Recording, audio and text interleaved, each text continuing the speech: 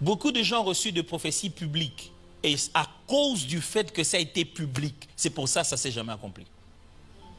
Et c'est plein de choses qu'aujourd'hui. Mais on avait dit, oh, ne sous-estimez pas. Toute révélation n'est pas dans les boulémas. Vous pouvez exposer une vérité qui la rend combattable et n'est pas s'accomplir. Ok, ça c'est une chose que je n'ai pas le temps de vous expliquer. Mais qu'est-ce qui se passe? Il se passe qu'il lui dit, dis au jeune homme de partir.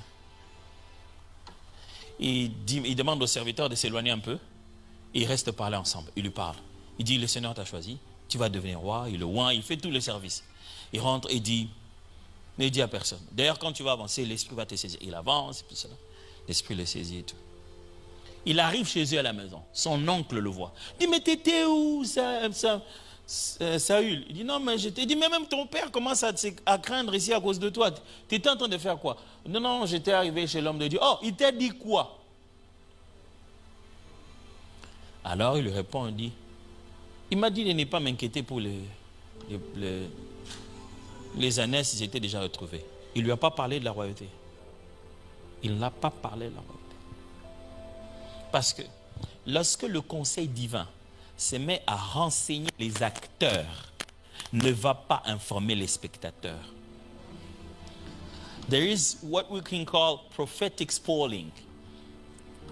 Tu es en train de spoiler quelque chose et tu l'abîmes.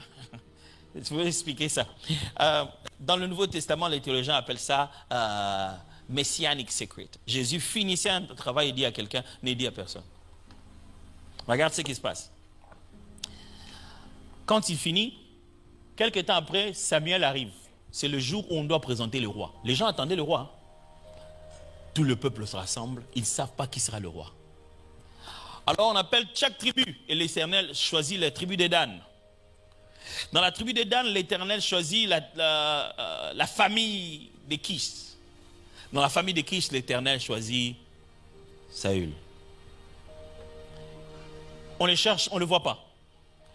Et c'est par une parole prophétique que l'Éternel dit, il est caché là-bas, au fond dans les valises et tout.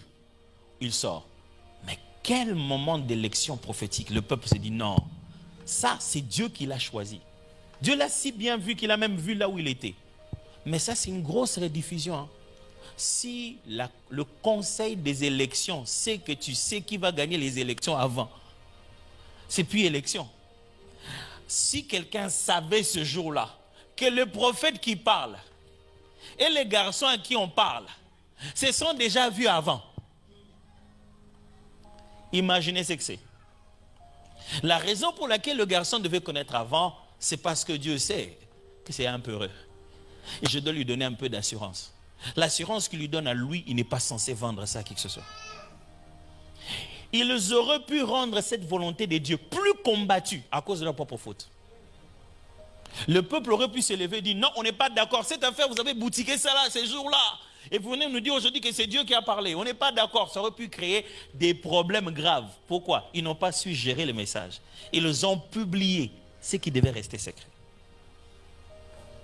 Vous entendez me suivre très bien. C'est pour ça, quelquefois, si vous ne savez pas comment délivrer certains messages, vous pouvez dire en public ce qui ne se dit pas. Et vous avez livré quelqu'un en fait.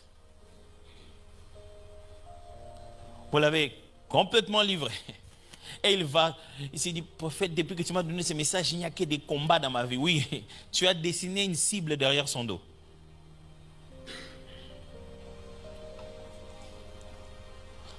La dernière question c'était, pasteur, c'était...